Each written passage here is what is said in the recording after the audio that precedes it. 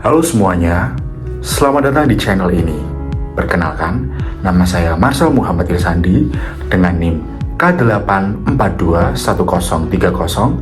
Saya merupakan mahasiswa S1 Pendidikan Sosiologi dan Antropologi Universitas 11 Maret.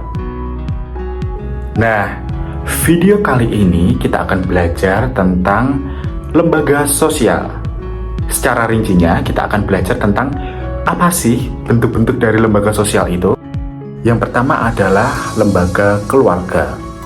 Jadi lembaga keluarga ini memiliki 6 fungsi, yaitu sebagai reproduksi untuk melanjutkan keturunan, fungsi sosialisasi untuk menanamkan nilai dan norma di keluarga, fungsi afeksi untuk memenuhi kebutuhan akan kasih sayang, fungsi ekonomi untuk memenuhi kebutuhan hidup, fungsi proteksi perlindungan untuk melindungi anggota keluarganya, dan yang terakhir adalah fungsi untuk pemberian status. Dalam bentuk perkawinan, dalam lembaga keluarga, itu ada 2 macam untuk mengklasifikasikan jumlah suami atau istri. Yang pertama adalah monogami, yaitu perkawinan antara 1 orang laki-laki dan 1 perempuan. Selanjutnya ada poligami, yaitu perkawinan antara 1 orang laki-laki dengan lebih dari 1 wanita atau sebaliknya.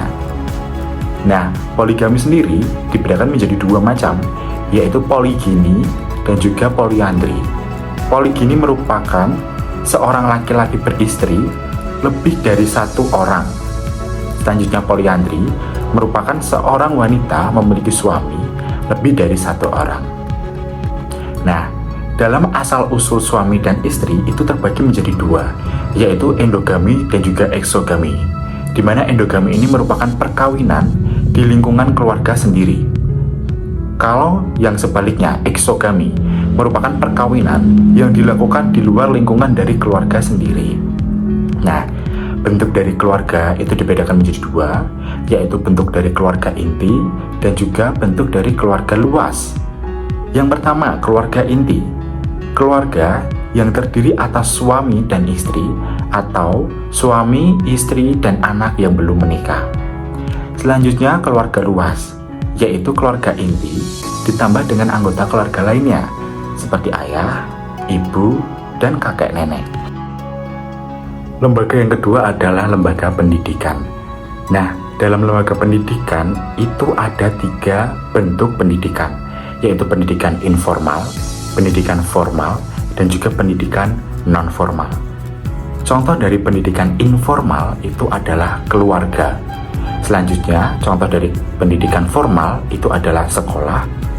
Dan yang terakhir, contoh dari pendidikan non-formal itu merupakan kursus atau bimbel belajar lainnya.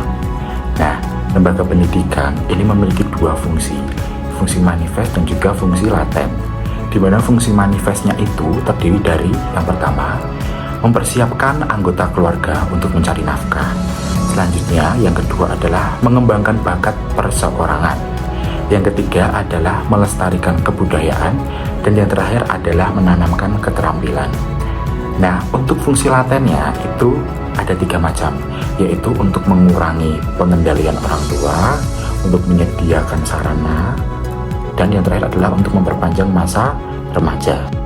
Selanjutnya yaitu lembaga ekonomi. Lembaga ekonomi sendiri dalam bentuk sektor ekonomi dibedakan menjadi 2, yaitu sektor ekonomi formal dan juga sektor ekonomi non-formal. Contoh dari sektor ekonomi formal sendiri merupakan ketika seseorang bekerja dalam PNS dan lain sebagainya yang memiliki ikatan kerja yang konkret, itu dinamakan sektor ekonomi formal. Namun ketika seseorang itu bekerja tanpa adanya ikatan, itu masuk dalam sektor ekonomi non-formal. Contohnya adalah UMKM yang berjualan di sekitar jalanan raya. Lalu ketika kita berbicara mengenai lembaga ekonomi sendiri juga memiliki 2 fungsi, yaitu fungsi manifest dan fungsi laten. Fungsi manifest dari lembaga ekonomi yang pertama itu adalah pedoman untuk mendapatkan bahan pangan. Yang kedua, mengatur pertukaran barang. Yang ketiga, mengatur harga jual beli barang. Yang keempat, pedoman menggunakan tenaga kerja. Yang selanjutnya ada pedoman tentang cara pengupahan. Lalu ada mengatur cara pemutusan hubungan kerja. Yang terakhir, untuk memberikan identitas diri bagi masyarakat.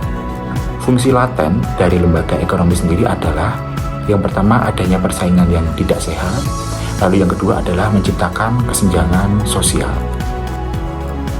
Selanjutnya adalah lembaga agama, di mana lembaga agama ini dibedakan menjadi dua fungsi, yaitu fungsi manifest dan juga fungsi laten. Fungsi manifest yang pertama adalah untuk mempersatukan komunitas dalam satu ideologi. Yang kedua, mengatur individu melalui penanaman keyakinan. Yang ketiga adalah sumber pedoman hidup bagi individu dan kelompok. Yang keempat ada mengatur tata cara hubungan antar manusia dan antar manusia dengan Tuhan. Yang kelima ada tuntunan tentang prinsip benar atau salah. Yang keenam ada pedoman untuk mengungkapkan rasa kebersamaan yang mewajibkan seseorang untuk selalu berbuat baik. Lalu yang terakhir adanya fungsi untuk memberikan identitas kepada manusia. Selanjutnya, fungsi laten dari lembaga agama. Jadi lembaga agama ini memiliki dua fungsi laten. Yang pertama adalah membagi masyarakat ke dalam golongan sosial atas dasar tingkat keimanan. Lalu yang kedua ada dijadikannya alat untuk menguasai masyarakat. Lembaga selanjutnya adalah lembaga politik, di mana lembaga politik berdasarkan bentuk kekuasaannya itu dibagi menjadi tiga, yaitu bentuk kekuasaan karismatik, bentuk kekuasaan tradisi atau keturunan, dan juga bentuk kekuasaan legal rasional.